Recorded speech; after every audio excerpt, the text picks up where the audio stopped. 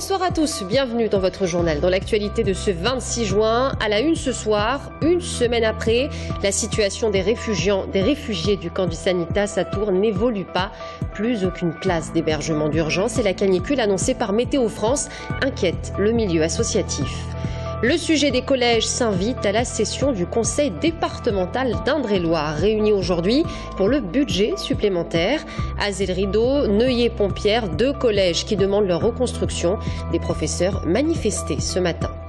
Également de notre journal ce soir à Tours, l'équipe de France a brillé hier soir face au Japon. 3-7-0 devant 3000 personnes à la salle Grenon de Tours. Le résumé de la rencontre, c'est à la fin de ce journal.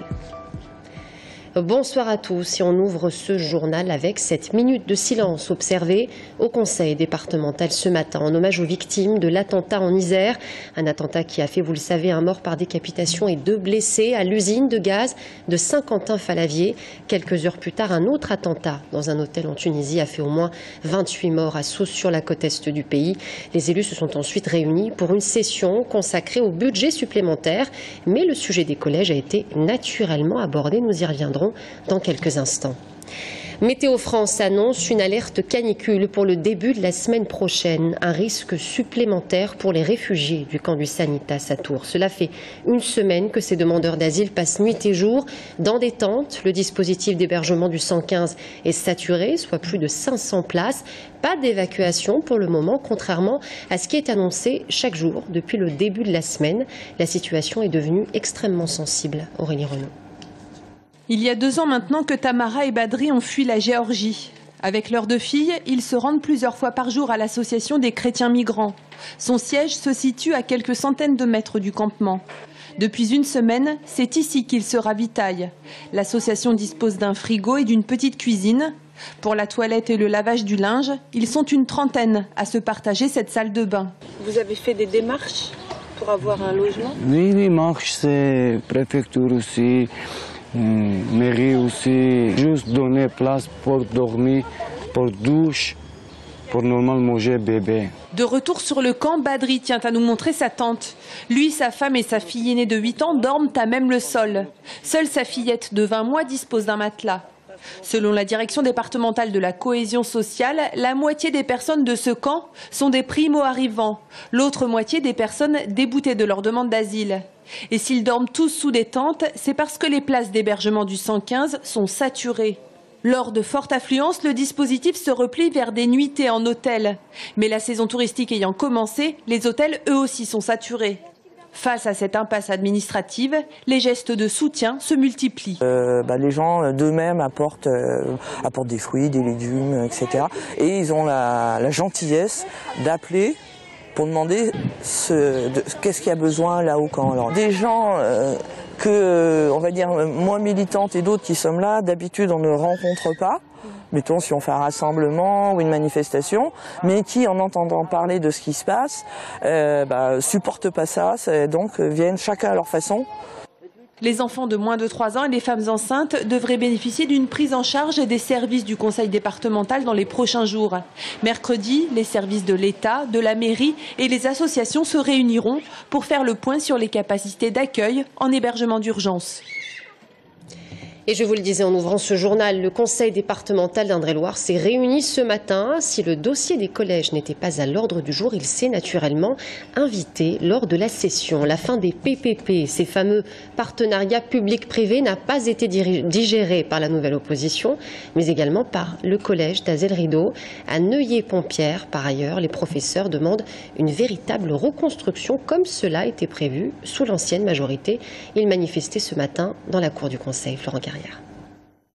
Il dénonce un manque de concertation. Les enseignants du collège de Neuillé-Pont-Pierre ce matin devant le conseil départemental d'Indre-et-Loire. Le nouveau projet de réhabilitation de leur établissement, ils le rejettent, tout simplement. Les 10 salles modulaires qui étaient à l'extérieur vont être en fait remplacées par les 10 nouvelles salles de classe. Donc il n'y a aucune extension en fait du collège. Et on a une densité de type carcéral qui n'est pas prise en compte par le conseil départemental. Des revendications qu'ils ont tenté d'afficher en session face au président Jean-Yves Couteau, obligeant le représentant de l'ordre à intervenir. Le sujet des collèges, pas à l'ordre du jour. Une session extraordinaire y sera consacrée le 10 juillet prochain, alors les manifestants quittent la salle. Mais le cas du collège de Neuillé-Pompières sera quand même évoqué par le président. C'est que les enfants, les équipes pédagogiques soient accueillis dans des délais décents et qu'on puisse payer la note. Le conseil départemental, qui à l'horizon 2017 devra boucler un budget avec 30 millions d'euros de dotation étatique en moins. Alors on cherche les économies partout, moins 200 000 par exemple sur le budget communication externe, et forcément les projets collèges sont eux aussi revus à la baisse. C'est pas un projet à minima, c'est un projet finançable. Alors on aurait pu inventer les artifices des PPP, on aurait pu mettre en place des solutions miracles et augmenter l'emprunt. La réponse est non, parce que tout ça, c'est un endettement futur du département qu'on ne peut plus s'autoriser. Martine Chéniaud le note, c'est l'arrêt du partenariat public-privé sur le collège d'Azel-Rideau qui a des conséquences directes sur le collège de Neuillé-Pompières. À Neuillé-Pompières, l'enveloppe était prévue. Que l'on cherche à faire des économies sur une enveloppe de 18 millions et qu'on baisse par exemple à 16 ne me choque pas. Mais le problème, ce n'est pas celui-ci. La décision, elle a été prise parce qu'il faut faire aussi le collège d'Azel-Rideau qui, lui, n'était pas dans cette enveloppe, puisqu'il était prévu en PPP. Donc il faut bien faire 2 collèges avec l'enveloppe prévue pour 1. Le véritable débat sur les collèges aura donc lieu le 10 juillet prochain. Il sera également question des travaux à effectuer sur la totalité des 56 collèges d'Indre-et-Loire. Et j'ajoute que le conseil départemental d'Indre-et-Loire quitte la centrale d'achat de la région Centre, Centrachat. Il a été acté aujourd'hui que le département adhérera désormais à Aprolis, la centrale d'achat lancée par l'Eure-et-Loire, le Loiret et le Loir-et-Cher, tous les 3 dirigés par la droite. Aprolis rejoint également cette année par l'Aglo Tour Plus. Dernier week-end de correction des copies avant les résultats des épreuves du baccalauréat le 7 juillet prochain. Et s'il y a une épreuve difficile à corriger, c'est bien celle de la philosophie. La plupart des séries se présentent chaque année à cette épreuve. Autant de copies que de styles différents. La méthode de correction pourrait sembler aléatoire. Alors comment les professeurs s'y prennent-ils? On voit cela avec Sébastien Gersch. On ne peut pas prévoir, c'est aléatoire la philo, donc voilà. Comme cette lycéenne à la sortie du bac de philosophie, beaucoup pensent que les notations de cette épreuve diffèrent énormément selon les correcteurs. Ceux-ci savent bien qu'il est impossible d'enlever toute part de subjectivité, et comme tous les ans, ils se sont réunis à la sortie de l'épreuve mercredi. Le but, discuter de leurs attentes à propos des différents sujets tombés cette année dans leur discipline. On a un certain nombre de copies tests que l'on lit ensemble, que l'on évalue et dont on discute ensemble, et ça nous permet de nous calibrer. Comme ça, quand on aborde notre paquet, on a en tête ces références en disant bon bah on s'est mis d'accord pour dire qu'une copie comme celle qu'on a corrigée hier valait 12, donc je me situe par rapport à ce 12 là.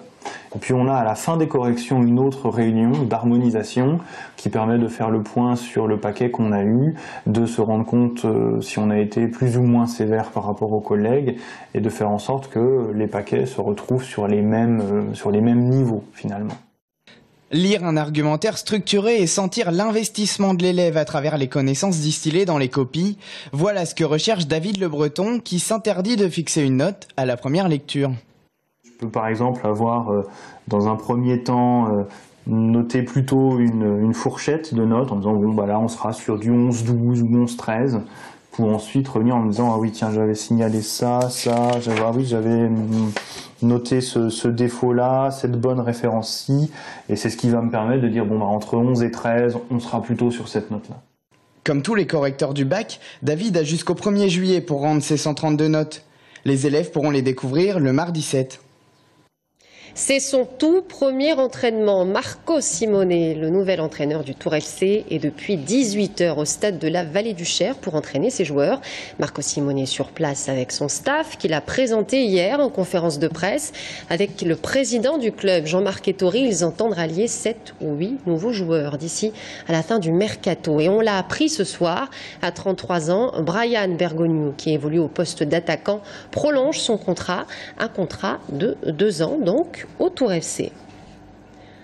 L'équipe de France a brillé hier soir face au Japon, 3-7-0 dans le cadre de la Ligue mondiale de volley-ball. 3000 personnes ont envahi la salle Grenon pour assister au match. La France égale le record de victoires consécutives en Ligue mondiale, un record jusque-là détenu par la Hollande. Thomas Blanc. On l'attendait tous, non pas le retour de l'enfant prodige, mais bien cette passe lumineuse, une feinte dorénavant mondialement connue. La spéciale Ngapet, tout en maîtrise, à l'image de cette équipe de France. Ouais, non, on a senti qu'on contrôlait le match, hein, même si des fois c'est vrai qu'ils ont aussi un peu leur niveau de jeu, mais on a senti globalement qu'on contrôlait le match. Ouais. Mais le contrôle, ça fait déjà 9 matchs qu'ils l'ont. 9 matchs, 9 victoires et un record égalé, celui du nombre de succès consécutifs acquis en Ligue mondiale. Une performance précédemment détenue par les Hollandais, puis on va pas se mentir, hier soir ce ne sont pas les Japonais qui auraient pu les contrarier, nos Français. Plus ces Japonais, on a senti qu'ils n'étaient pas forcément venus pour gagner, ils étaient venus à 10 joueurs. On ne sait pas pourquoi. Et c'est vrai que nous on a trouvé ça un peu curieux, on avait du mal à rentrer un petit peu. Et on a su garder le juste de concentration nécessaire pour gagner 3-0. Alors même si le Japon n'était clairement pas au niveau, cette équipe de France a franchi un cap. Depuis sa 4e place l'an dernier au championnat du monde, cette jeune génération dorée a gagné en maturité, en constance, bref, en expérience. Et même si elle est au-dessus du lot en 2e division de Ligue mondiale, Antonin Rousier, 17 points et meilleur marqueur hier soir, c'est le chemin qu'il reste à parcourir. Par rapport aux autres équipes internationales, on n'est pas physique, les grandes équipes, mais on a atteint un niveau vraiment technique assez impressionnant. Et surtout, on est constant, on est régulier. Grâce à cette victoire, la France se qualifie pour le Final Four les 10 et 11 juillet en Bulgarie. Objectif se hisser en 1re division de la Ligue mondiale et pourquoi pas y faire un coup lors du Final Six avant enfin d'aborder les championnats d'Europe.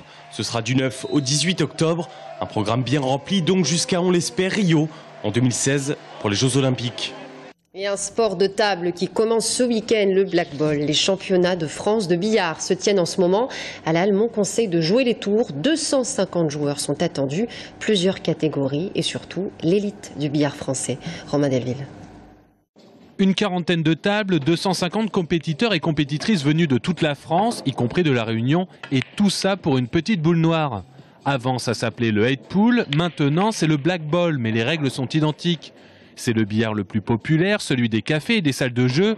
D'abord, on rentre les 7 boules d'une même couleur, jaune ou rouge, pour avoir le droit de rentrer la noire. Ça a été le plus abordable, on va dire, par rapport à la taille du billard. Déjà, il rentre un petit billard comme ça va plus facilement dans un bar, dans un petit café ou dans une salle, on peut en mettre plusieurs. Et c'est aussi en termes de type de jeu, c'est le plus abordable. C'est celui qu'un débutant va plus facilement aller vers ce genre de billard-là par rapport à la taille. Sauf qu'à la Halle Mon Conseil, tout le week-end, c'est pas du loisir. Dimanche, il y aura les rois et les reines du Black Ball et les autres. La majorité, ça reste des compétiteurs qui jouent pour gagner, donc il n'y a pas de place pour l'amusement. Les connaisseurs évoquent la comparaison avec le tir à l'arc pour la précision et les échecs pour la stratégie. À ce niveau, il faut voir plusieurs coups à l'avance, pourquoi pas les 8, et pour cela, il faut faire des tours de table. Tourner autour de la table, observer le jeu, c'est garantir de ne pas louper le coup le meilleur à jouer pour continuer, et toujours dans l'objectif de fermer la table, quoi. Rentrer une bille en lui-même, ça n'a pas beaucoup d'intérêt, il faut que ça serve derrière en fait. Il faut que ça vous amène à l'autre bille qui vous amène à la noire, au fur et à mesure. Et à ce petit jeu, la France fait partie des meilleures nations européennes du Black Ball, surtout chez les féminines. Et dans un instant, l'invité de la rédaction, Pierre Saboureau, directeur de l'agence départementale du tourisme d'Indre-et-Loire. On se quitte avec ces images tournées la nuit dernière, celles du feu de la Saint-Jean à la guinguette de Tours. Musique et danse autour du brasier allumé. À tout de suite.